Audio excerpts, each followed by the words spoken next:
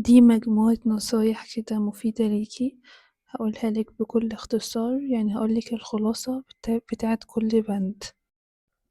حبي نفسِك قبل أي حد، أنتِ تستاهلي، ما تقارنيش نفسِك بحد على السوشيال ميديا، كل واحد ليه رحلته وليه قصته وليه ظروفه.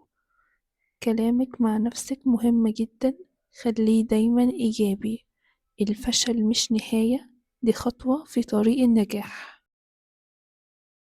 خدي وقت لنفسِك كل يوم حتى لو نص ساعة، ابعدي عن أي حد يستهين بمشاعرك، اكتبي اللي جواكِ في نوتة بجد بتفرق جدًا، النوم الكويس ده ضرورة مش رفاهية،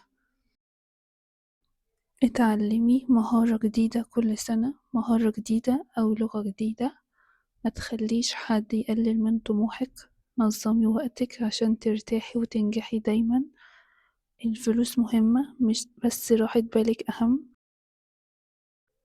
ما تتعلقيش بحد زيادة عن اللزوم، اللي يحبك بجد مش هيتعبك ولا هيحيرك ولا هيقلقك. اختاري اللي يطمنك دايما مش اللي يوجعك. اشربي مية كتير، ده بيفرق جدا في بشرتك وفي صحتك. اهتمي ببشرتك حتى لو بروتين بسيط. اوعي تنامي بالميك اب.